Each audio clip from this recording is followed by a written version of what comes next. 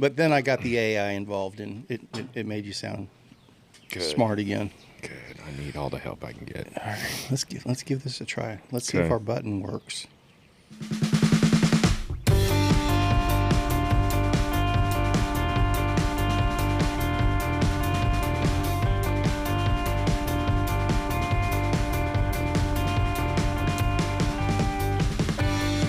Hello, everyone. It is ShiftLess, the show that is only about bicycling and cycling related topics of all kinds. And sometimes food. That's cycling related. You gotta have calories, fuel. To pedal your bike. Truth. And speaking of food, I was rolling in this morning, realized I'd forgotten to have and eat breakfast of any kind, which usually I'm not a big breakfast eater, but I get a little bowl of oatmeal or something at least. And I realized I dropped the ball. And I was fantasizing on the way in, and it sure would be sweet if my friend Bradford had broken down and put together a snack for us this morning, and lo and behold, ta-da. It's like we're symbiotic or something. Bradford, please first give us a quick weather rundown, and then go into full detail on this delectable delight, please. Man, it's like a freaking Disney day today. Sun's shining, birds are chirping, there's a breeze a-blowing. It's nice. Like, it's supposed to be 82 degrees today, I think. I don't know what the current temperature is, but it's mid to high 60s, and it feels amazing. I made a homemade rum cake, so I don't know why I was just in the mood to make a rum cake, and it came out pretty darn good. It came out quite excellent, and definitely a noticeable rum taste in there.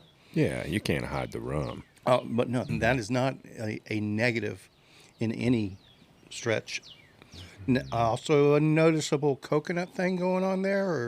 I used a little bit of coconut oil in the glaze instead of just straight butter. Okay. Walk me through it. What is a Bradford Green rum cake? So I used palm sugar, first of all. Okay. Yeah. Creamed the butter with the sugar and the vanilla. And then once you get it fully creamed, it takes, 6 or 7 minutes in the stand mixer. Then you incorporate your eggs one at a time. I used 3 whole eggs and 2 egg yolks. You put them in one at a time, so as it's mixing, you drop an egg in. Once it's already done, you go to the next one. And then it's just rum and milk and flour, baking powder, and salt. Just oscillate until it's all incorporated, and then pour it into a bundt pan that was seasoned. I say seasoned. It was rubbed with butter and dusted with flour. The most important thing is the glaze. So the glaze is made out of sugar and butter and coconut oil and a touch of salt and rum, obviously. And you cook that until it just thickens and it turns into a glaze.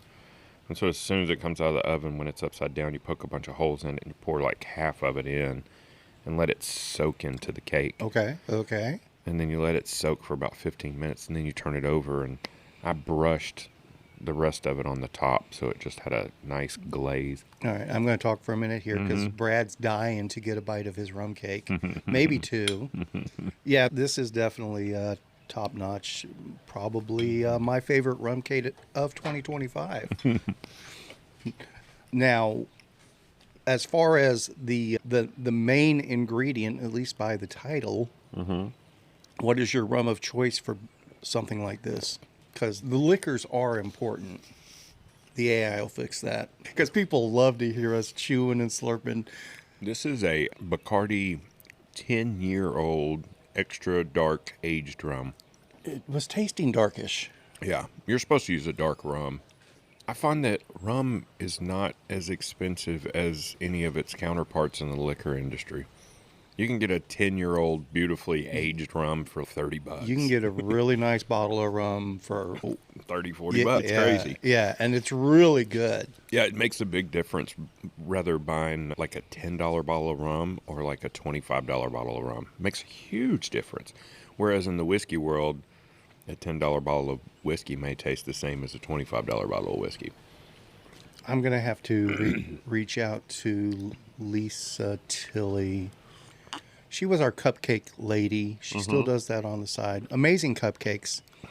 But she did some Spinistry specific flavors, and one was a long, hard, and dirty banana, which is inspired by the dirty banana Caribbean drink, which is heavy on the dark rum. And then she used to make our special for the Spinistry home batch with these rum vials that you were supposed to, a rum sweetener glaze sort of thing that was injected into the cupcake, but go ahead and drizzle some on top too. And that was absolutely amazing. I wonder what, Lisa, if you listen to this, let me know what rum you use for that, because those were darn good. But I am not going to say they're better than Brad's rum cake. I think those are both at the top of the list. I'm in a rum mood now. Might have to make a party of it today. So, bikes. I'm desperately trying to find the name of this race so I don't sound like an idiot. But I think it's too late. What was it? It was one of the most recent races Pogačar was in. He was pitted against Tom Pidcock. It was like a 200-kilometer gravel pave race, and I couldn't pronounce the name if I could find it. But did you happen to watch the race that I can't remember the name of? I did not. Bianchi? Okay. Yeah, maybe I can look it up now that you halfway said it. No, I have not been following the... I don't know what that noise is. So somebody's beating sheet metal. We've got a blacksmith in the neighborhood. Yeah, it was on March 8th. Okay. Yeah, I have not been following the World Tour this year at all, and I don't know that I have any intention to. It was insane. Okay. I'll give you the recap. Spoiler alert. Yeah, Spoiler alert. Go for it. So Pogačar was like putting pressure on Pidcock the whole time. Not the whole time. But then they broke away and they're hanging out, just palling around, and to the point where Pogačar even offers Pidcock a bottle. And then they get to the last 60 kilometers, and it's clear that it's just the two of them. And so they start pushing each other, and Pogačar goes down, like skids out, slides completely off the road, does a somersault. It's tall grass. He doesn't appear to be hurt other than the road rash.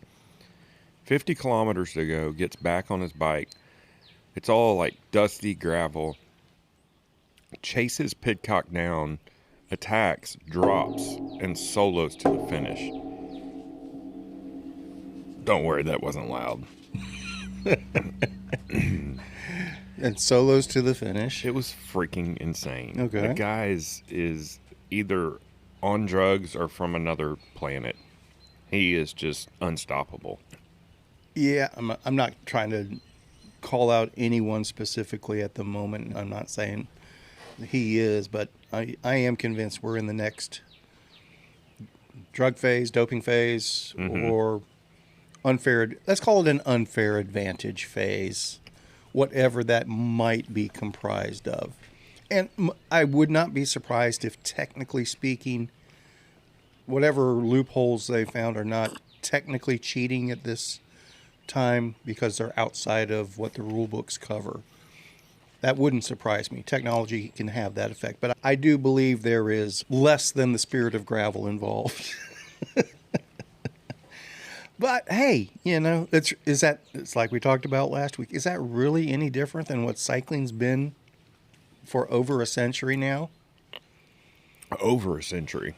No, I don't know that it is. I always feel, and this is just my personal opinion, but I feel like if you're cheating, for the most part, in most things, the only person you're really cheating is yourself.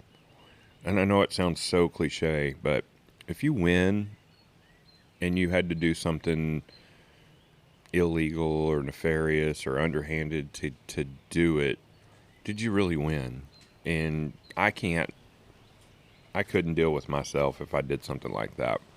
I don't know how other people deal with it. I don't know how other people sleep at night, but I just feel like they should either just legalize everything and do it under the guise of, you have to use a doctor that's approved by our whatever, this and this, but all this other stuff, nah. Which I think is where we are right now, but I don't know what the answer is. The short answer is there is no answer, because the reality is, going back to, there's all the bio cheat methods that may, I think Lucky wants some rum cake. There's all the bio-based cheat methods, but it's yet to be proven. But we're also to the point where it would be impossible for it to not be a factor somewhere along the way. The mechanical doping is most likely a real thing somewhere in the mix. Partnered with actual doping. So yeah, getting the doctor involved isn't going to have any effect on the mechanical doping aspect of things. Maybe Doge can fix it all. I'm sure they can. They have all of the answers. I have been assured of that. I couldn't resist. I'll be honest with you. As I talk with my mouth full,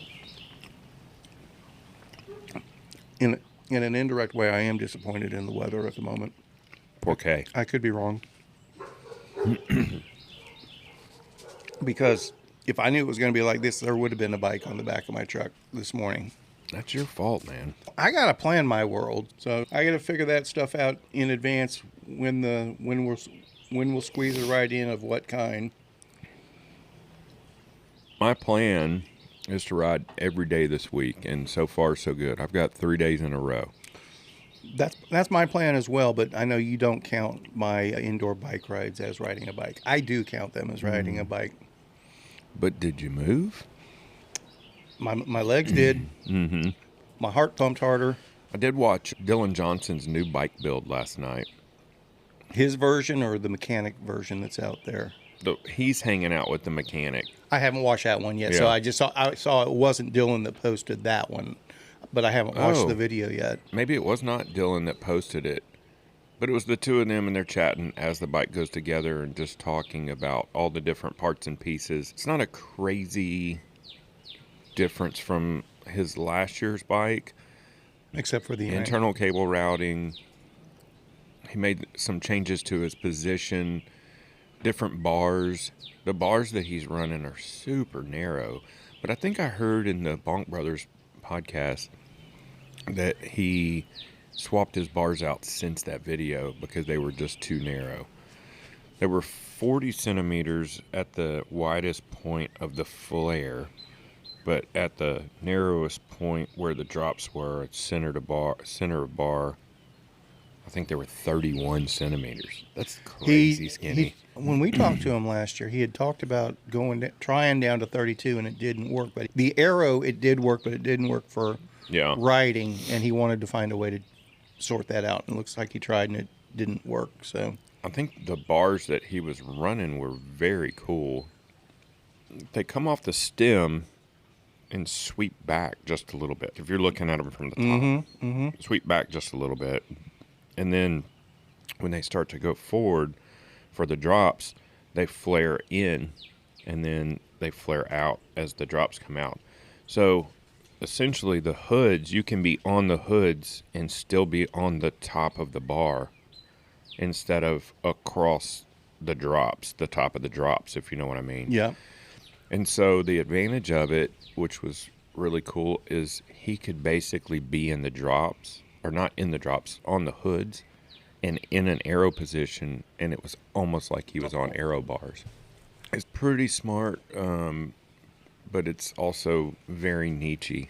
If you're not just pinned doing an effort, going down gravel, I don't know how well they're going to handle technical sections and stuff like that. But cool wheels, too. Yeah, I'm about to say he changed the wheels as well, right, this year? Yeah, I forgot the name of the company that he's using. I want to say it's Duke. It started with a D. I can't remember. And I wasn't familiar with them. But they make a carbon wheel. It was a 28 internal, and the external was 43, I think. So they were wide. And so you could almost hide. I think he had a 2. I'm trying to remember what tire he had on there. It was a he loves it. Schwalbe something. Oh, okay. I think it was just misdirection, honestly. He's a big fan of his Race King 2.2s. Yeah. He said that you could basically almost hide a 2.1 behind that wheel. Okay. Biggest change, he went from Shimano to SRAM. And he said the main reason... Oh, no, wait. Back up. He was going to do transmission, but he didn't do transmission because the chain... I can't remember if it was inefficient or if it was the lack of aerodynamics, the flat top chain that you have to use. And so he was doing SRAM Red. Okay. Which is still electronic. But because he mentioned this 3 times, because he can use a KMC chain and it is the most aero and efficient, or either or, I can't remember. And I was like, that's interesting. I'm trying to think of what else. I don't think he did anything crazy. He's running 165 cranks. That's always a question of mine. Right. He said that he's definitely not going back, and that he started to say... Going back to long cranks? Mm-hmm. Okay. He started to say, in fact, I may even... Go shorter. And then he stopped himself, and then he said, I'm pretty happy with 165. So, I don't know. That's going to continue to be a trend. It's going to be funny. 2 years from now, we're going to be looking at people on 2.4 tires with drop bars, narrow drop bars, and internal cable routing like a road bike, and 55 millimeter cranks. It's just a... Maybe.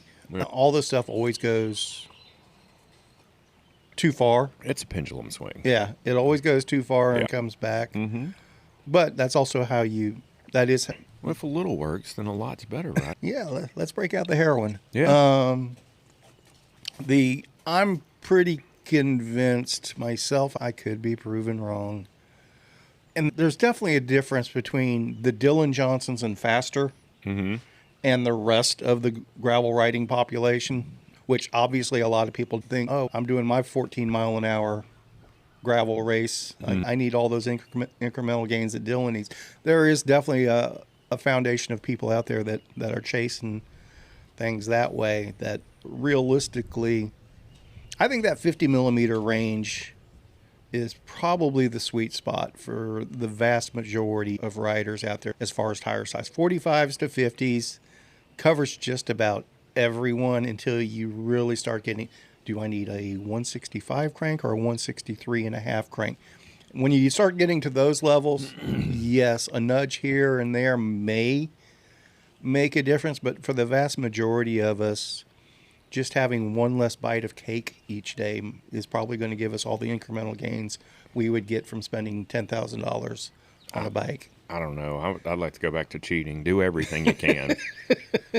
If it's legal, do it. I'm not saying don't do it. I'm just saying what's the real benefit to most people? Most people, there is no real benefit to these marginal gains. No, and I think Dylan even makes a comment, something along those lines. If you're not doing faster than, I think he said 16 or 18 miles an hour, you're not realizing these gains. You're not getting any benefit. Yeah, they're unrealized gains. Yeah, there is no aero benefit to you.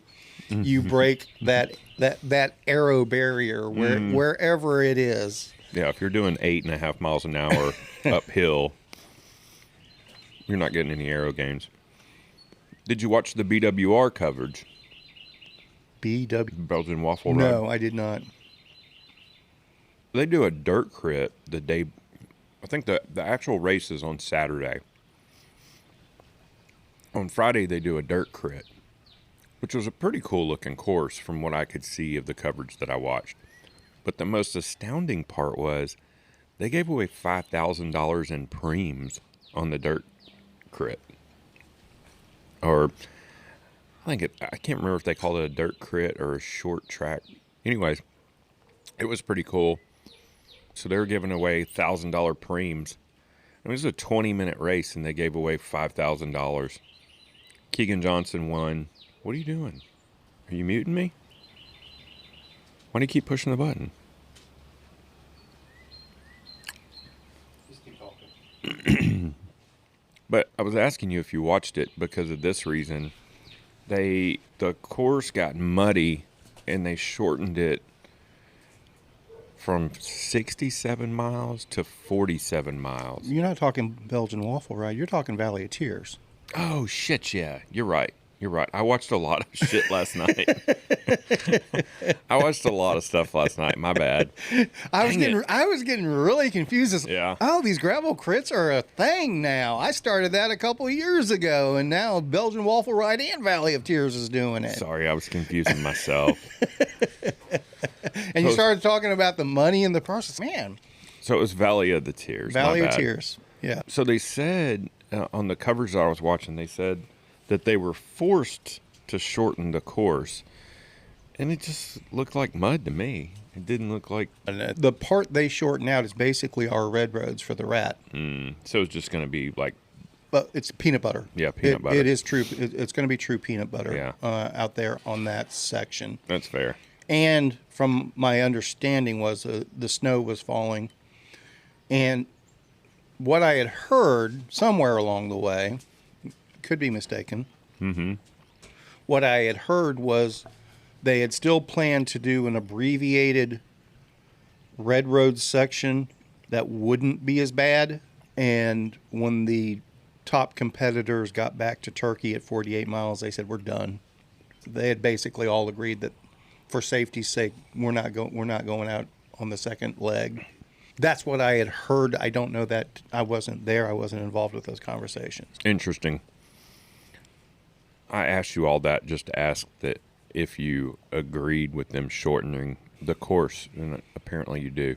I didn't give a judgment either way. I was saying what my understanding of the situation. But you have course knowledge, and you agree that... I agree that section out there would be... just trash. Shit mud. Yeah. Beyond shit mud. That sounds like agreement. But here's where I technically maybe don't agree with it. Back to that differentiator between the everyday gravel rider and the pointy end of the field. Yeah. I'm to the point, unintended. My bad. Look at you. You're making noise now. It's once every 6 episodes.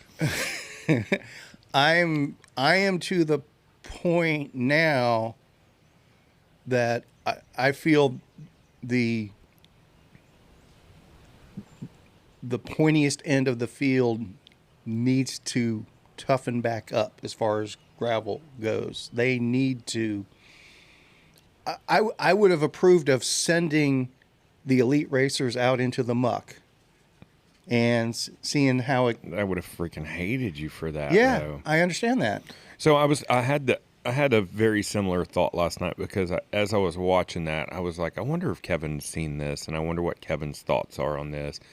And then I started to, like you do, you start to anticipate what your response is going to be, or try to put myself in your thought process, and then also balancing my own opinion and everything. And I just started thinking, at some point, you're like, fuck it, they need to go push themselves and go through that. But then you don't send the elite Keegan Swinsons of the world trudging through 4 miles of walking. Why not? Because he's going to hate you. Okay. They're the elite. Yeah. They're the elite. And it is gravel. It's not road racing. But they don't want to get their shoes dirty. That's my point. Yeah. They need to toughen the fuck up. I do agree. But I don't know... There's a fine line. Let me define the line from my perspective. And I think this was part of their line. So that's why I'm saying I don't know if I agree or disagree. I would need more detail. Here's where a difference is. Because, again, I know those red roads. I know what they're about. Mm-hmm. If they are peanut butter, here's the downside to it.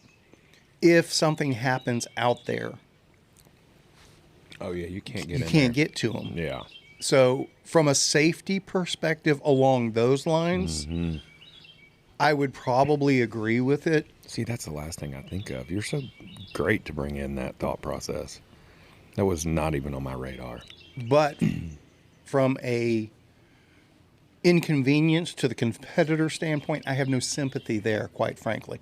Again, at that highest level, at the everyday Joe level, okay, Keegan gets a free bike. He's got a professional wrench that's going to fix everything that gets broken. If you and me go out there, it's why I quit going to the Ouachita Challenge. I went twice, and I invested all the time and money into it, rode in the mud and the muck, and did hundreds of dollars of crap damage to bikes each time. It's like, as much as I would love to go, I can't. Yeah. I can't throw that money away myself. But if you're a professional racer and all this is given to you, and you're gravel racing, not road racing, the cyclocross folks, they go out there and they muck it up completely, right? Yeah. Speaking of gravel racing, not road racing, that's what I was going to ask you. Is it really gravel racing if you can get away with wearing road shoes and road pedals? Is that still gravel racing? I think so. Because if you are at that highest level of ability, you ain't going to put a foot down. Yeah, that makes sense. Now, you may get in a situation where you're forced to, and then you're going to pay the price for it. And that's so that's part of your consideration for how you kit out. Yeah. The only thing about gravel per se that makes mountain bike shoes preferable is if you're going to walk. Yeah. If you're not walking, what's the advantage of a mountain bike shoe and a mountain bike pedal at that point? To look tough. Look like a badass. You take care of that naturally. Why do we wear anything to look tough? Because you don't want to see me without wearing something. I guarantee you that. Supposed to have hail today. Have you heard that? What? Have you heard that? No, that one's new to me. No, Yeah.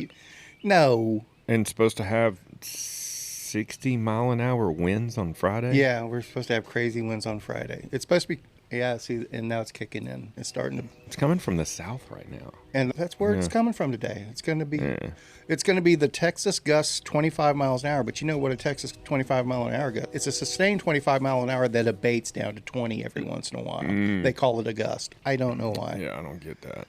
And that when I was looking at the hour by hours, by the time we're done recording, and the wind's going to be, but it was supposed to have already been kicking in when I pulled in. We'll see. I'm going to We'll go see. ride and just suffer. There's nothing wrong with that. Nah, it's just wind. Texas hills. It'll just make my ride longer. Texas hills. You said you rode last night in the trail, and the trail was in good shape? Yeah, it was really good. Yesterday was the first decent day outside that I wasn't cutting up trees and dealing with all that nonsense. So I had a lot of stuff that I wanted to get done outside yesterday. I didn't get all the pool lined back out ready for summer, and I'm gonna mow today. I worked on some bikes, and back to one of the reasons, circle back real quick.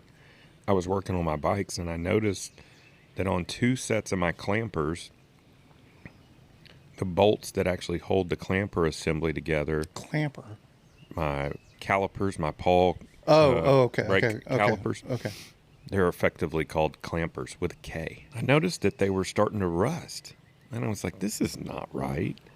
So I went and looked at my newer ones, and they're stainless steel, and I go, how come these aren't stainless steel?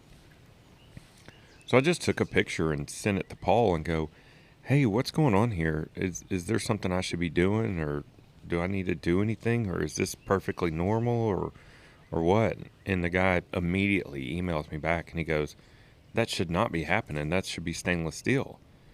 Send me your address, and I'll send you all new hardware. And I'm like, okay, but could it have been Texas humidity? And I started talking to my kid last night, who has been forced to learn tons about metal. Right. And he came out there and looked, and he goes, that's obviously not stainless steel. He goes, or it was a bad batch. And I was like, but these 2 sets of brakes are like 4 years apart. So I don't know what the deal is, but they're going to send me new hardware, which is cool. The ones that are getting it's just a surface rust, or is it rusting through? I didn't pull the whole bolt, but the head is obviously, I'll show you a picture real quick. So encrusted, not just so how old was that set? These are the ones on my Fargo. It doesn't look like stainless steel at all. No, that does not look like, that is not stainless steel. Yeah, but they don't build their brakes without stainless steel. Like, why would you put, just a hardened steel on there? They may have been shipped a batch that they thought was stainless steel, Yeah. that their distributor misshipped to them, or some guy in the back grabbed the wrong stuff. Quality control It's possible. happens everywhere. Quality is. control issues happen everywhere. Even the bestest of companies Yeah. run into issues. Quality control is here, customer service is there. Where the two overlap is what determines if a company is successful or not in the long run, as far as I'm concerned. Well, like I said, it was really cool because the guy emailed me back. I say right back. It was 15, 20, maybe 30 minutes. And he was just like, yeah, that didn't look right. Let me send you some new ones. Like, no, where have you been riding or what have you been doing? Or none of that shit. And I was just like, this is why I love you, Paul. I understand. Good on them. Yeah. Good on them. Glad they're taking care of you. And I would have not expected any less than that myself. And then while I was in the garage doing various things, I was like, well, I'm taking care of stuff. Let me call Paragon Machine Works and see if they make a UDH dropout for my Fargo. And those assholes didn't even answer the phone. I'm going to send them an email today. Okay. Probably busy machining something. So you're thinking of taking the Fargo next level, huh? I was just curious. Here's the thing. If they don't make said product, then the thought process dies. But if they make it, then it's something to think about. But more to appease my curiosity, because I have not seen anybody convert a Fargo to a UDH, like 12-speed, electronic. But I'm also not that in touch with everything. Understood. But that's almost anti-Fargo in my head. Almost. Yeah. Almost. But how cool would it be to have a Fargo, a drop bar bike with cable actuated brakes and electronic shifting? I think it'd be fun. Okay. That could be interesting. That could, along those lines. I'm still playing with the idea of these cable actuated hydraulic brakes on that state bike. And I knew they existed. I knew they were out there, but I'd never had any real experience with it myself, and I haven't known too many people that have had them along, or if I did, I wasn't aware of it. Thing. But I did remember once getting into that, one of the, for lack of a better term, conventional wisdom things that are out there for people that are anti-hydraulic disc brakes is trail emergency issues, trail side maintenance issues, catastrophic failure issues if you snag a hose or whatever else. Which doesn't happen terribly often, honestly. It does not happen terribly often. And my realization, and this also goes back to our conversation last week about electronic shifting, my realization was that one of the biggest proponents I know of the cable disc brakes over hydraulic disc brakes, a fairly high-end racer that I'm not going to name, but you raised your hand. Maybe this applies to you as well. I'm a huge fan of cable actuated brakes. This person's sole rationale was the trailside maintenance issue. That's fair. Okay, let me continue. Yeah. Let me say what I'm trying to say, Bradford. Fucking spit it out. I'm getting there, but somebody keeps getting in the way. All I did was raise my hand. I know. It was quiet. Until it wasn't. This same person was also into electronic shifting, is into electronic shifting. And I've known that person to have multiple electronic shifting failures. So they're okay with that. Negates their other argument. I get what you're saying. That's my point. Yeah. Okay. If you want to say the invincibility aspect of cable is superior to hydraulic, you have to say the invincibility factor of cable is greater than electronic as well. I can't disagree, other than I will just say it's very binary with hydraulics and trailside maintenance, meaning that if they go bad, there's almost nothing you can do. It's like losing a Crank Brothers pedal. Yeah. But on the inverse, if you're dealing with... Or a broken seat post. Yeah. But on the other hand, if you're dealing with a cable actuated brake, you can do numerous things to attempt to fix it. Now, if your cable just breaks altogether, you're screwed, obviously. But that being said, if you're in the middle of nowhere, you could carry an inner cable super easy. And it's something you could put in trailside. Right. But no, I agree. no, they do have remote bleed kits and stuff for hydraulic brakes now. But I don't know, unless you're carrying one of those big mule camelback backpacks, I don't think you're going to be carrying hydraulic fluid and a reservoir that screws in and all that stuff. I just don't see that happening. But maybe somebody does, and maybe somebody's needed it. Maybe somebody's used it, and maybe it worked out for them. Hell, I don't know. Understood. But going back to that, correct me if I'm wrong. If that is the logic, then the cable-actuated hydraulic brake covers all the bases for that person, because the hydraulic function is just sealed in the caliper, right? It's a self-contained thing. There's nothing to really lose. Yeah. There's nothing to snag. There's nothing to break. So it's along those lines. It's the best of both worlds. I'm not justifying it. It's just you know how it is when you're riding your bike and you're grinding away and just things turn in your head. That's one of those things that kind of turned in my head while I was riding my bike. Yeah, I think it's smart, honestly. I've not spent a lot of time with them, but I think it's smart. It's when I worked with big trucks and stuff, we used to do like air over hydraulics or electronic over hydraulic, and so it just makes sense that you would do cable to hydraulic in a bike, which is a lot more simple. But it makes perfect sense to me, because all your hydraulic fluid is right there in your caliper, so you don't have to have a reservoir in your lever or anything else, and you can partner it with other levers. So you could do electronic over hydraulic, if that's what you're thinking. Okay, so we talked about the wireless hydraulic brake. Yeah, you could do an electronic servo that actuated your hydraulic brake and just have a button up front. But it might be more aero, no cables. You're not wrong.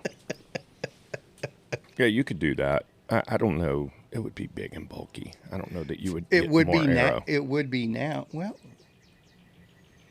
it would be interesting. Oh. We'll have to get Josh on that. No matter how ugly or disgusting it was, it would be interesting. I don't know if that's a compliment. My wife says that all the time about stuff that she's not sure about. She goes, "Oh, I know. That's interesting." I'm usually involved when she's doing. So I don't know if that's a compliment. It must. Yeah, bless your heart. Oh yeah, that's how it goes. I'm trying to think what else I had. Let's see. We talked about Valley of Tears / BWR. Talked about Dylan's build. We touched on motor doping, which I really do think that's a lot more prevalent than we realize. Here's the only reason I'm not sure that it is. Because we haven't seen any specifics around what that is yet. If it was prevalent, somebody would have been busted. And I'm not talking about the French amateur masters racers that have been busted, or that one cyclocross racer that got busted. Those are... But you've seen the videos. Did you watch the video that I sent you? The YouTube? Yeah. Did you see the one where they're in the road race and that guy's bike just skips across the road because he wrecked? Yeah. I mean, that kind of stuff is hard to dispute. You can try to explain it away with your single bullet theory and shit, but I don't know. That's what. Give me something conclusive to latch onto as opposed to circumstantial evidence. Yeah. I don't dispute that stuff like that is sketch and shady and potentially indicative. I don't disagree at all. But if it's as pervasive as you're implying, or as other people seem to think it is.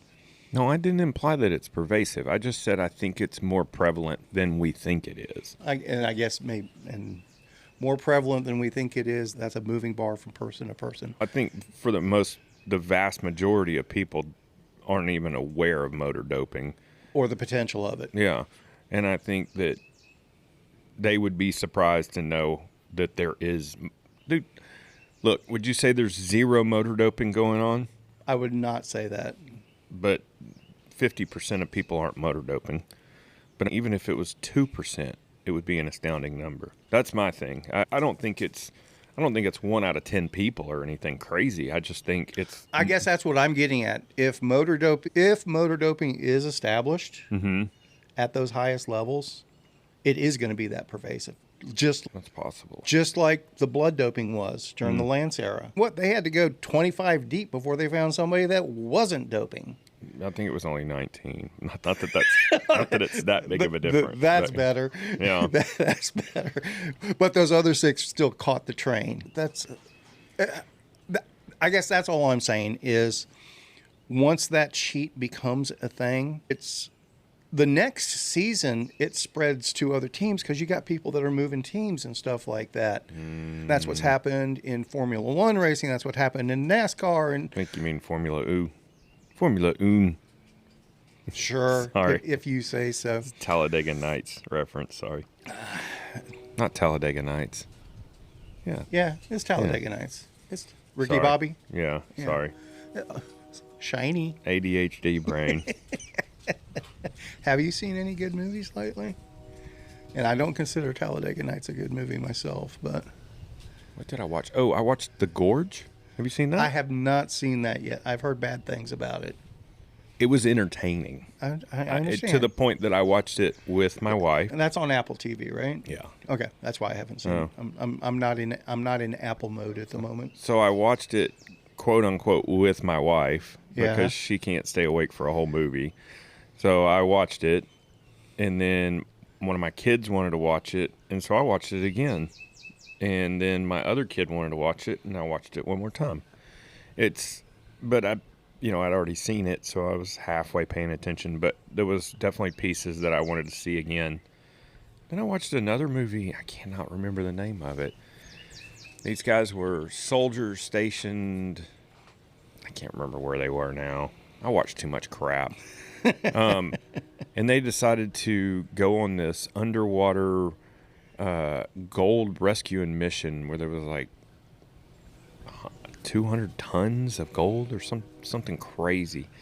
Anyways, they were doing all these secret operative stuff, and it's this buried city that the opposition had blown the dam and flooded this town 100 years ago, and there was this huge gold deposit from the Nazis left down there, and these guys get all of this dive equipment and inflatables and stuff through their requisitioning. Sounds like a Clive Cussler novel.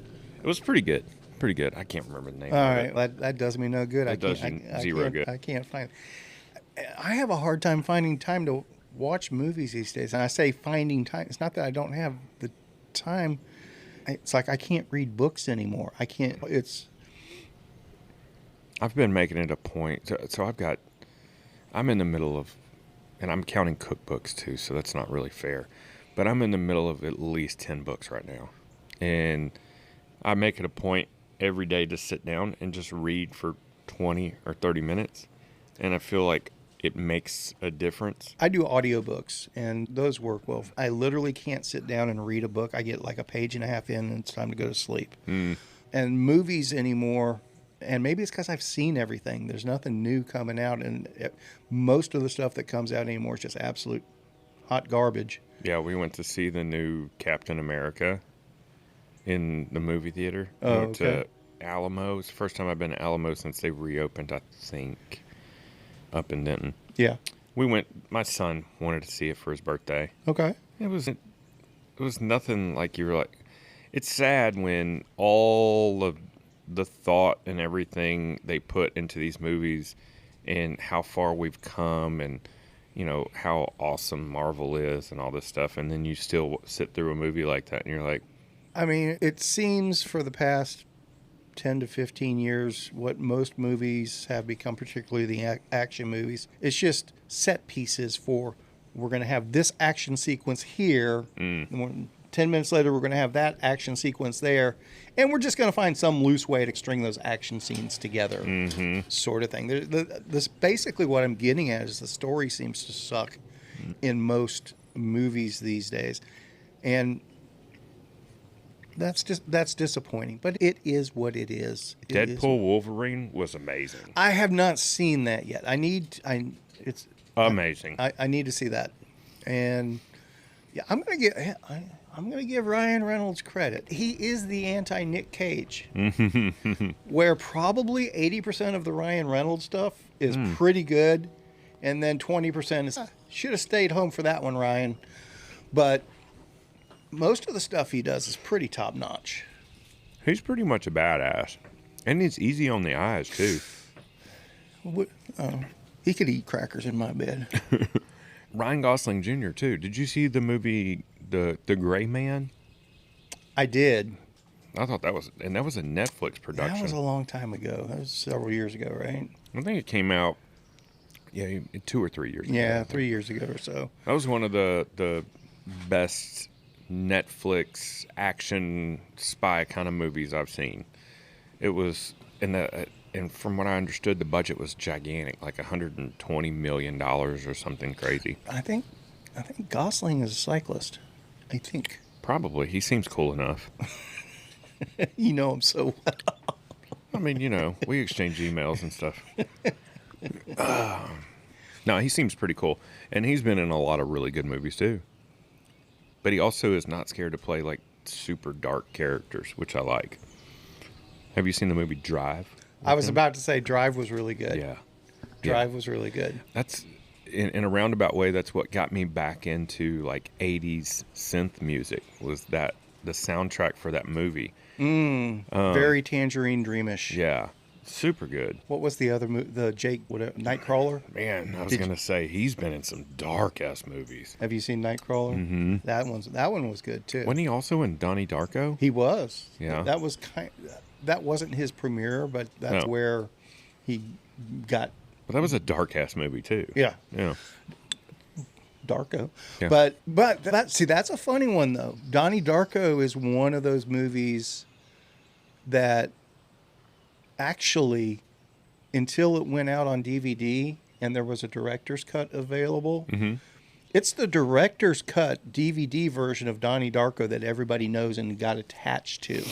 The initial theater release is even more confusing, and nobody, it's like Office Space and what's the other Mike Judge one? Idiocracy, where nobody saw them at the theaters. It's when they went to DVD that they blew up. Donnie Darko, the director's cut, is one of those. And if you watch the original version, even the director's cut is confusing. I can't imagine it wouldn't be. But without the director's cut and the extended scenes and the extended explanation on stuff, it's stupid confusing. So then that was part of why it didn't work the first time around in the theaters. But anyway, that has so much to do with cycling. Like Lawnmower Man. Oh my God, what a letdown! I want to go back and watch that movie though. I tried once, I couldn't do it. Just because of the graphics or how cheesy it was, or it was just so stupid. Maximum Overdrive. I don't remember that movie. Okay, so Lawnmower Man and Maximum Overdrive. Oh, and I actually rewatched Stand By Me the other day. That's what I'm finding myself going into the Wayback Machine to watch movies anymore. I did watch Furiosa as well. That's on my to-do list. Yeah. That is. How was it? It's not as good as Fury Road. That's a high bar. It's a super high bar. It felt like Fury Road too. Okay. Kinda. But it's not Charlize Theron or Tom, whatever his name is. Neither one of them's in Furiosa, right? No, but it's what's her face from Queen's Gambit, isn't it? I don't know because I don't know what Queen's Gambit is. But anyway. Yeah, continue. I rewatched Stand By Me, and that held up really well. That's still a very good movie. You guys want to see a dead body? Yeah. Lawnmower Man was also... So Stand By Me is based on a Stephen King short story. Lawnmower Man's based on a Stephen King short story. Maximum Overdrive, that was Emilio Estevez and the Trucks That Come to Life. That with the Green Goblin... You've had to have seen Maximum Overdrive. I don't think so. Oh, my God. All right. That'll be episode 100. We'll have a Maximum Overdrive watching party. That's what Never we'll heard do. of it. Okay. Maximum Overdrive, it's just crazy good B-movie stuff. The Mist was another Stephen King short story that the Stephen King short stories have made some good movies over. That chick, Anna. I know her from something, but Queen's Gambit, whatever. I don't know her from that. She was in The Menu. Anna Taylor. Yeah, okay. That's Anya she's in The Taylor-Joy. Gorge, too, isn't she? That's right. She's the one in The Gorge. That's right. I think so. Yeah, The Gorge. Yeah, Okay. you're right. Okay. She's oddly hot. Quirkily so. Yeah, she's not like classic girl next door hot. She's like exotic hot. Okay. Like a Colnago. No, Colnago is very classically Oh, hot. okay. Maybe like a look then. Okay. Oh, did you see where Factor Bikes got bought out by a Chinese company? Yes, I did see that. I didn't know the name of the company. It's a Chinese company. Yeah. We're not going to know the name of it anyway. Tariff. That was funny. We should just start a company and call it Tariff. Okay. Along those lines, It was way too long this morning, and I had to get here. But I'm going to dig into it deeper when I get home. TLDR. Yeah. There's a story in Bicycle Retailer and Industry News today about the evolution of basically the bicycle industry and how it's worked for the past 50 years and where it might be going. And it touched on what was the brand we talked about last week that was hooking Intense.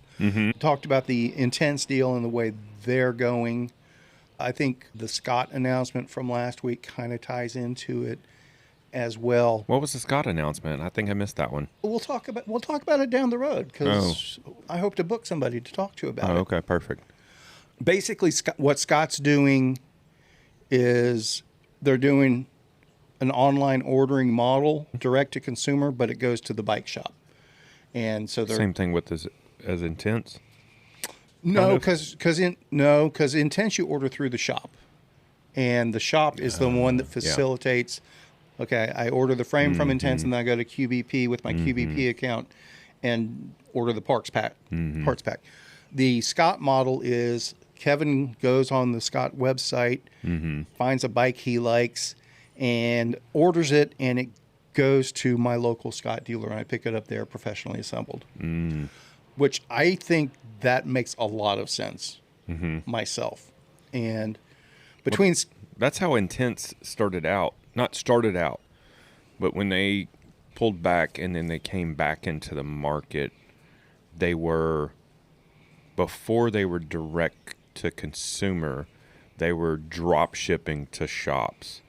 And they were giving shops like a minimum assembly allowance, essentially. I think combinations of all this makes, and that's the nature of the article on Brain, is that the old model of huge companies ordering things months or years out in huge quantities and warehousing and shipping across ocean containers full and all that stuff, it just doesn't work anymore.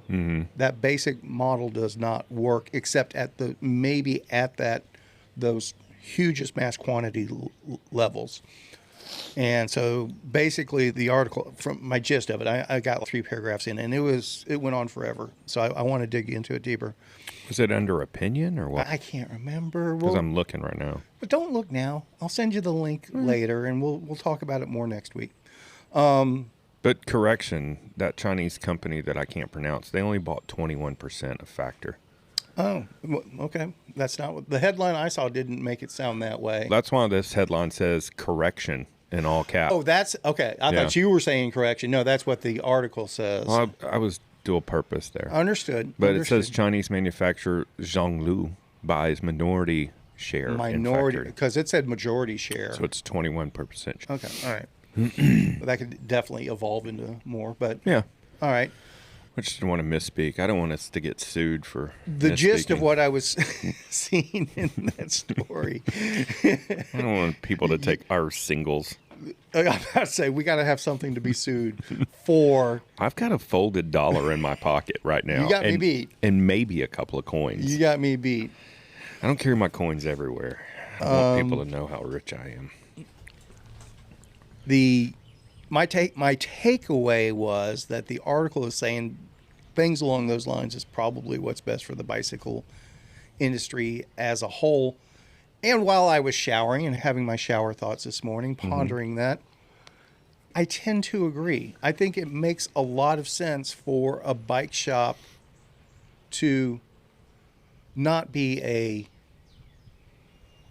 Trek shop, to not be a Specialized shop, to not be a Cannondale shop, to not be a Salsa shop, or whatever brand you want to throw in. Yeah. There. Be more like I'm a bike shop. Stereo stores used to be stereo stores. Do you want a Salsa? I'll get you a Salsa. Do you want an Intense? I will get you an Intense. I will get you the best bike for you, not the bikes that are right for me. And to figure out these distribution channels. Nice shirt. Yeah. Thanks, buddy. I meant to ask you who designed this. A guy I hired. Nobody. Oh, okay. I was wondering Guy if it was in, a Caleb a guy project. in London. Okay. So I totally agree. I've got a lot of thoughts on this. But I think much like the Kevin Lee model of Spinistry, and I've saluted you for this many times, but I love how you've pivoted and changed and learned what works and what doesn't work, and you're ever evolving. You're never going, oh no, this is the way we do it. I think the bike industry has been constantly evolving, but it's been up to this point, or not up to this point, but up almost leading to COVID, it had been very glacial in evolution, and now it seems, the urgency is here. And I think that the model that they've been operating under for Survival mode brings on urgency. yeah, for sure. But I think I agree with you. You should be able to walk into a shop and design a bike, have it sent there and built. Like, ideally, that's what you would want if you're a serious consumer of bikes. But we live in the land of instant gratification. And if I walk into Richardson Bike Mart and they have 300 bikes, but they have the Trek model I want, but they don't have it in my size, I'm going to walk out the door. That's not me. I'm just saying that's how some people operate. No, I understand that completely. So you can't have a sparse shop that just has like cheap parts on the wall and say, hey, well, we can order you any frame you want and build it up. Because that's only going to work with a small faction of your consumers. A lot of people want to walk in, look, walk out with a bike. So I don't know where the balancing act there is. Yeah, not quite there. Rip it, buddy. And while I was showering and pondering my shower thoughts, I decided I'm going to find out. Find out what? I'm going to in this new age of the bicycle industry that might be about to be upon us. Just hit my shin on the table. Oh, mama, kiss it. I ain't bending down there to kiss nothing. Shit. So you're gonna find out. What were you saying? I'm gonna open a bike shop. What? I'm gonna open a bike shop. Okay, I'll come turn a wrench for you. Okay, I need a wrench. Yeah. So I'm gonna find some of these mail order ish dealers or distributors or bike companies and work out relationships with them, and be it State, be it Intense, be it Scott, whoever else might be open to it. Maybe I'll affiliate with an existing shop that's out there in some form or fashion, but... I do have an idea for you. Okay. Off air. Okay. But start with some along those lines of the instant gratification folks, which may traditionally also be some lesser experienced cyclists a lot of the time. That's fair, right? I think an experienced cyclist might have a little more patience to get exactly what they want and have a better idea what that might be. Yeah. maybe just bring in some used bikes, some what maybe used to be really good bikes that are less loved these days, clean them up properly. And hey, you want to learn how to start graveling, or you want to get out there and pedal the trails around your house? Buy this for $500. Yeah. It's good to go. Come back in 6 months or a year if you're really into it, and we'll talk about some of this other stuff that's out there. But I don't like that color.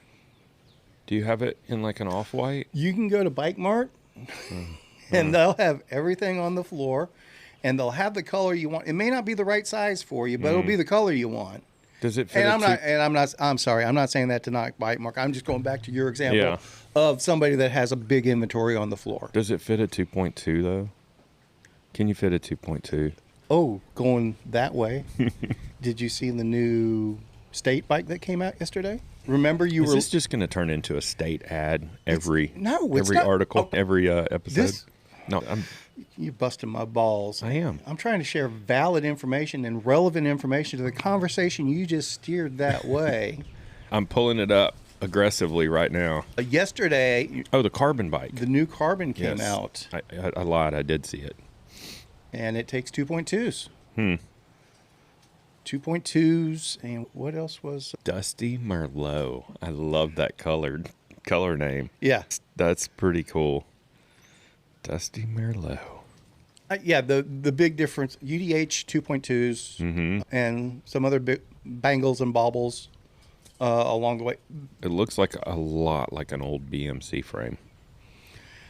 But we've talked about this so many times. I rarely fall in love with any carbon frame because they just don't. You know how I feel. So, I'll take lug steel anytime over carbon myself. But this is a sexy looking bike, though. The team edition, the Miami Vice looking one, I think that's. Don't get me wrong, I like the Dusty Merlot too, but the green fork kills it for me. Really? I think it works. It's almost like. But you have to be fast to ride that bike. It's almost like they couldn't get the rights to the Pantone color that would have made it look good. Okay. That's the wrong green. Okay. For me. All right. That's why opinions are like. Your cones and rods may be different. I don't know. It also, I was looking, I don't see where it mentions it, but it has down tube storage as well. Yes, it has the down tube storage. That's, if you go through the pictures, it'll demonstrate it. So it's down tube at the top of the tube. It's under the bottle cage. Oh, it's got a Fidlock magnetic closure system for storing essentials. Huh. Very cool. And no, this is not a state ad, because I still think, even though this is a decently priced bike, with definitely some capability to it from the racing front, but also, like we talked about last week, there's just a lot of people that think I'm supposed to have a carbon bike. That's what's cool these days. Steel isn't cool. I still think the $750 steel bike, as opposed to what that works out to, a $1,700 carbon bike with our discount, I think carbon's for sweaty tryhards. The basic build on it's essentially the same build kit that's on the steel bike. It's just the different frame. Is it? Basically. Oh yeah, 12-speed state bicycle company drivetrain with hydro-mechanical brakes. Now included. That said, you can upgrade it. You can upgrade it to. Oh shit! You can go to Explorer. You can go to Explorer, or you can do Access. This one goes to 13.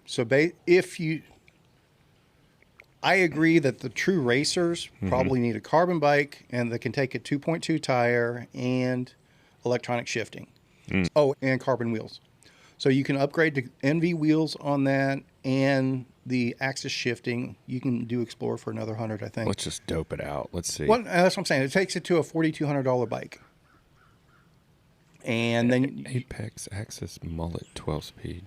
And then if you throw the Club Spinistry discount on there, I think it takes it down to like $3,200. So that's a very sweet race rig for $3,200 there. No doubt about it. NV wheels and wireless shifting. But what it doesn't have, it's still an alloy handlebar, still an alloy seat post. But I'm a fan of alloy handlebars myself. There's 3 options for flat pedals on this carbon. Yes. So this one, you just do the no pedals. I'm very confused right now. That one threw me for. I'm not sure what happened there. Maybe they're in the process of bringing on a new pedal supplier or something. I don't know. Let's see. This is $4,300. I think that's what you said, isn't it? 42. I was looking at the Axis, not the Explorer, but yeah. I did the Axis mullet. I just did the most expensive one. Just to the see. mullet. I'm sorry. Yeah. Which not even sure. Oh, the mullet's I know a what 50 it is. tooth. It's got a 50 tooth out back. Yeah. As opposed to a 44. Yeah. And that does upgrade it to the true hydraulic brakes as opposed to the. Why does the Explorer only go to 44? Why would you have 13 gears and only go to 44? I have not. The rear derailleur. So that's just cage length. And that's why you upgrade to the 50. That's the why mullet. That's why you upgrade to the mullet. You get the mountain bike rear derailleur, not the. Just say mech. Mech. The rear mech. I'd gotten pretty good at saying derailleur for a while. Derailleur. But so anyway. Huh. So that's the new state. So that's what I'm saying. State, Scott, Intense.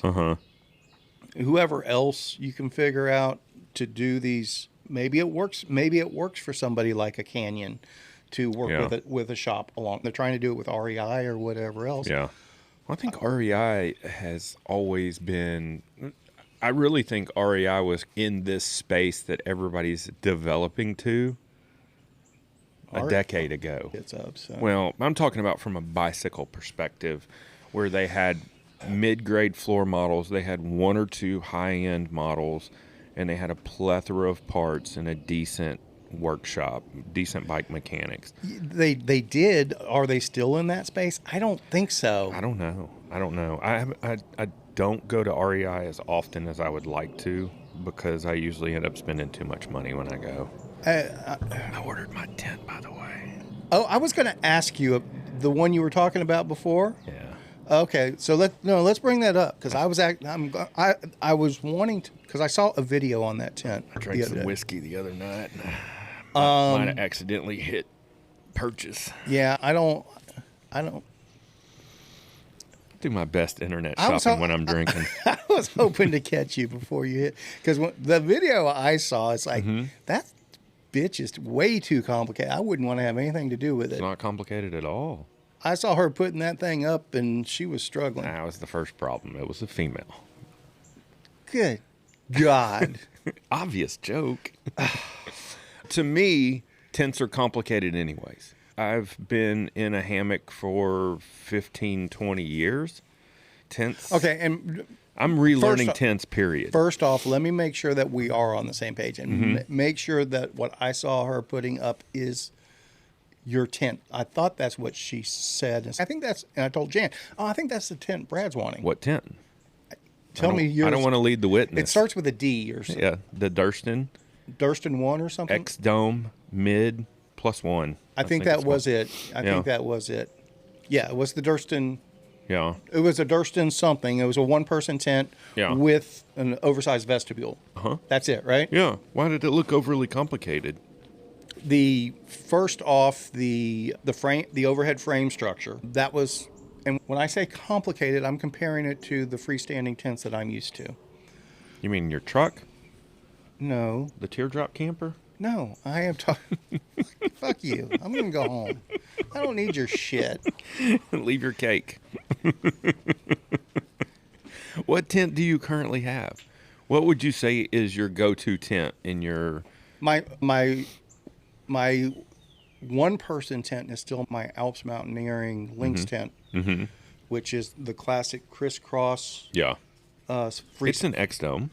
Freestand. Yeah. Yeah. But your Durston, is that what it? The Durston one, it was you set up the frame itself with the fly, and that's your initial support. So it's not the tent and the frame itself that are going together. You send up the frame and the fly, which can create a cool shade shelter. Mm-hmm. That is a possibility there. But it was instead of 3 pieces of legs that were going together each way, it seemed like 18 of them. So they have 2 different pole options. They have the regular, and then they have the short. Okay, hers was probably the short. Because of bike packing. That's historically one of the problems. Yeah, I understand that. But the other thing that you're not thinking about, or you haven't reached the conclusion yet, is when you put that together initially, the tent attaches to the inside of the rainfly. And so theoretically, when you disconnect the rainfly, when you're breaking down, you can leave the tent connected to the rainfly. So the next time you go to put it up, once you put it up, it's done. You just set your poles, put your rainfly up, and then your tent's erected as well. Okay, that would make a difference. She did fly separately first, Yeah. and then tent, which I get why she did that, demonstrating it's a shade shelter as well. Yeah. But then there was cordage around the base that was tying everything together, and I don't know. And that's where it really threw me. Sure, you're on the same tent. Hey, I'll send you the link to her video, and, Okay. and we'll confirm it or not. Okay. And I'm not saying it was a deal breaker. Yeah. For me, it would have been a deal breaker because I like a tent I can put up in 3 minutes. That's me. Oh, I watched the video. Now, to be fair, it was a guy setting it up. I'm only kidding. We're never going to make it to episode 100. It's not going to. I'm so kidding. I'm so kidding. That's what they all say. I'm trying to find it now. The one I saw, the guy put it up, and it was less than 3 minutes. Okay. All right. She wasn't standing there complaining about. I was just watching the process she was going through. That's a lot more steps than I'm used to putting together. I mean, maybe I'll get it and hate it. I don't know. And that's what I'm saying. I'm not trying to say this to make it a negative for you. I wanted to have this conversation before you did hit that submit button, but that's to get your feedback. So I'm an asshole anyways, in case you hadn't noticed. I mean, even if you would have said, hey, I watched this video and this girl struggled and blah, blah, blah, I would have still ordered it. You would have ordered it right then just to prove a point. No, I don't think so. But now I'm on the realm where I don't own a sleeping pad. I do own sleeping pads, but they're old, antiquated, and I wouldn't trust them. They're all REI store brand, and they're probably 10 plus years old. So now I'm in the realm of looking at sleeping pads, and because you can't sleep in a tent without a sleeping pad. Right. I mean, not at 50 years old. Maybe some young bucks can. And then that leads me to another piece of equipment that I really have been wanting and haven't really gotten into is a top quilt. So I can do a sleeping pad and a top quilt, which is very modular and translates over to hammock as well, because I've been running a sleeping bag in my hammock, which is really dumb because as soon as you lay down on your sleeping bag in your hammock and it compresses, you lose you lose everything. the insulation. Yeah, so there's no sense in carrying that extra material. And an underquilt, I'd say it's redundant, but the sleeping bag's not doing its job. So it would make more sense to carry a lighter weight top quilt. And I watched a video last night on a company that I didn't even know, which sent me down another rabbit hole. God, what's it called? Something Vital. Dadgummit. Old brain. All right. Maybe it's Vital Outdoors. I can't remember. That sounds familiar to me. Outdoor Vitals, yeah. When does your tent arrive? It doesn't ship until June. Oh, shit. But I'm hoping that it ships sooner than that. Okay. June's not bad. No, I was looking forward to maybe we'll do a video version of ShiftLess and going over your first setup. I would enjoy that. I'm curious to see how intuitive it is. I just love how modular it is. When I look at equipment, I like to look at how versatile it is. And this seems to be very versatile as far as I understand about tents. And I don't know why, but I've been drawn to this tent since I started looking at tents. But you can set it up with just the rainfly, which a lot of other tents you can't do that. you can't set up the poles without the tent a lot of times because the tent is what keeps everything together. Right. This one you can set up the poles with the rain fly. You can set up the poles with just the tent, or you can do obviously the tent and the rain fly. And it just makes sense to me. I don't know. We'll see. I'm a kind of a dummy when it comes to tents. I need to clarify what my actual preferred tent is. It's actually the big Agnes version of whatever the... There's another company that's changed hands quite a few times. The Alps Mountaineering Lynx. It's the same. It's the big Agnes version of the same style of tent, the one-person dome tent. Side entry.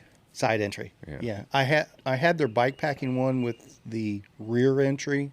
And of course you did. That I sold to Mr. Dana Birch because I didn't like rear entry myself. It didn't work for me. What are you snickering at over there? Oh, I'm just internet jokes and stuff. Gotcha. So I'm looking at Big Agnes real quick. Where's all their... It's not a bike packing specific tent. I think they call it... I can't remember how they categorize things. Fly Creek HVUL1. That's the one that a lot of people are running. I think that's the one I had. Is that the rear entry one? Or that looks... I think it was a Fly Creek something. It was one I got at a smoking deal, and it was closeout. They have bike packing specific They have tents? bike packing specific now. Holy gold coin. $629? Yeah, they've got some that are maybe they don't have. I don't know. The Copper Spur HVUL3 bike pack. Oh, it's black something. The one I got I think it's black something. Look up one-person tents. I think you can sort by. But anyway. Oh, Blacktail 3 hotel bike pack. Blacktail? Is that it? Maybe. I can't remember. Anyway. That's my go-to tent now. It's the one-person Big Agnes Dome tent. It's not a bike packing specific one. Okay. It's not an ultralight. But it is a one-person. It's a one-person tent. Yeah. And it's still a 3-pound tent, I think. Something like that.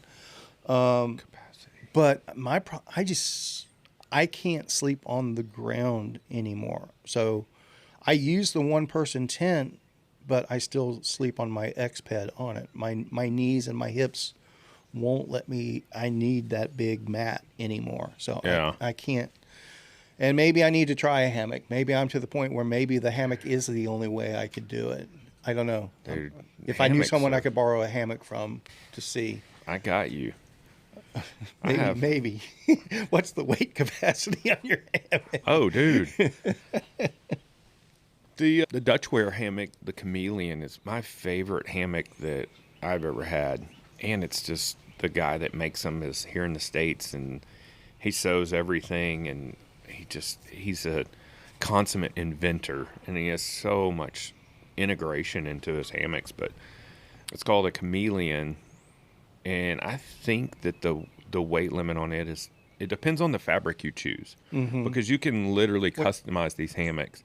And I think he's got one that the weight limit's like 500 pounds. Oh, wow. Yeah. I think you're covered. But you and me could both sleep in there. Yeah. No rear entry, though. Yeah. It's side entry.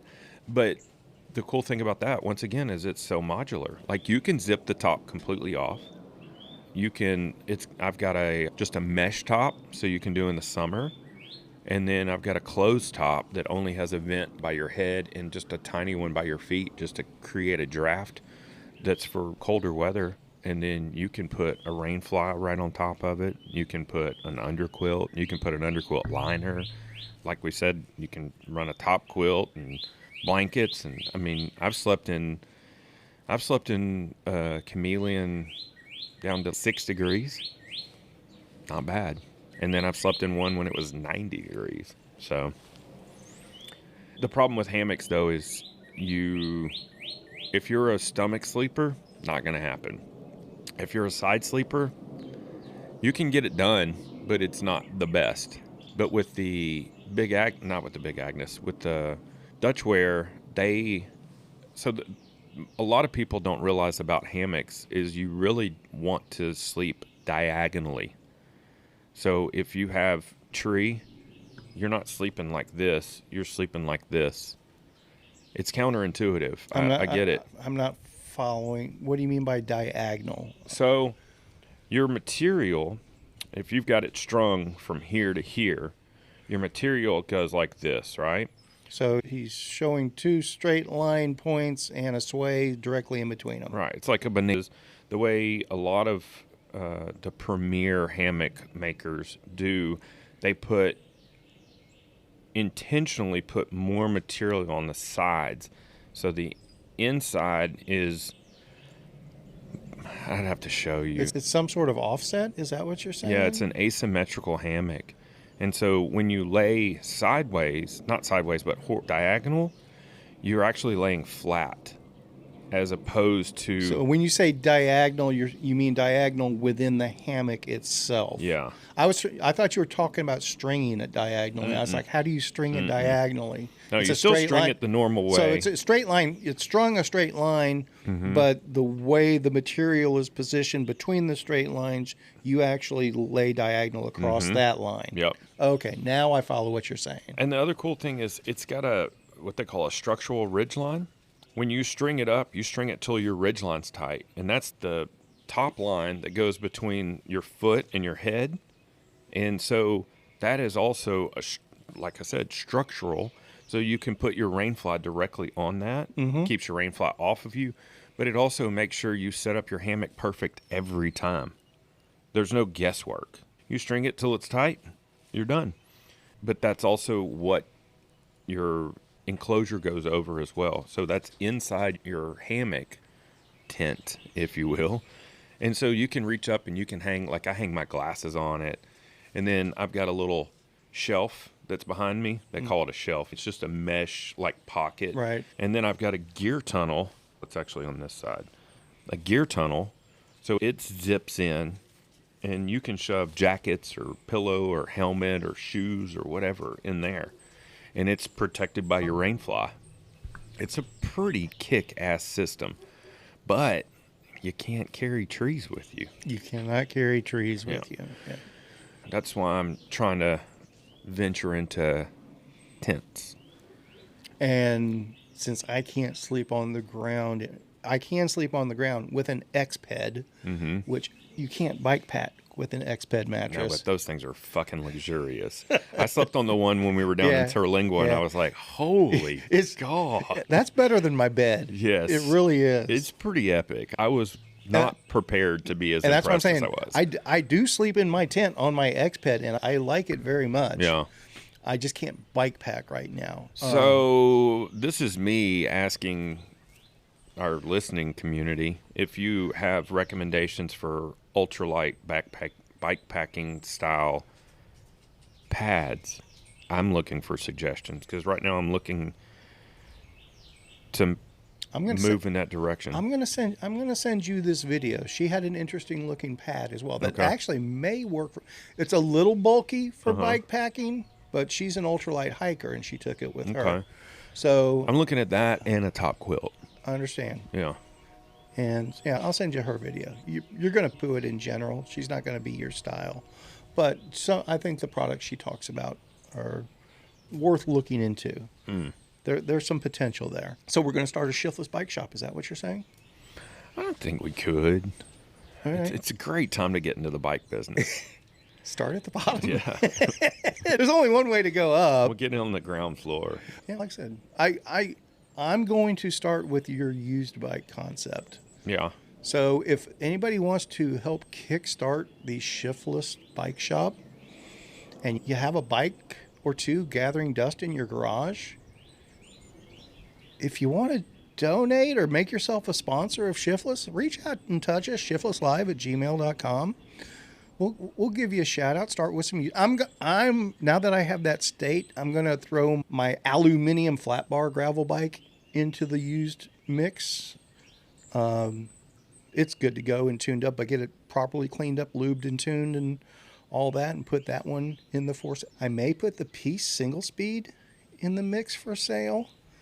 I gotta sell some bikes to fund this. If you got anything in your garage that's collecting dust, we can throw that into the mix. I'll have parts and pieces, but they're all antiquated. I was going through, in fact, that's... So antiquated's not bad. I don't have a dinner this weekend, I have this weekend off, and I'm excited because like I said, I've got so many honeydew projects, and cleaning my garage is one of them. That's the other thing I watched.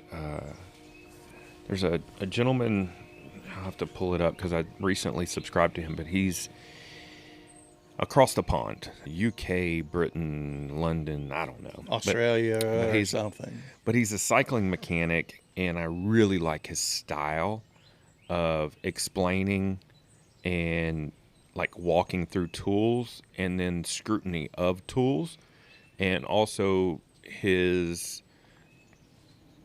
acknowledgement of, look, you don't need a $400 set of whatever tools from Park if you're going to do this 3 times in 5 years. You know? Right. So I watched a video that he did of blind removal of bearings, because a lot of times there's bearings that so in the example he showed, like on a normal hub nowadays, the bearings are pressed in.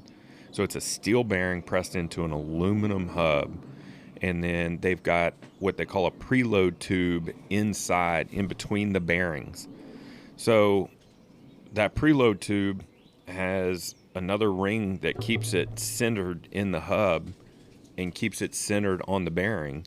So you can't, used to in the olden days, you could push that to the side and you could come from the back side and tap out a bearing, but you're bringing rear entry, so to speak. Yeah, but you're bringing it out at an angle, and the aluminum is a softer metal, so you're going to end up wallering out that hub over time if you continue to do that.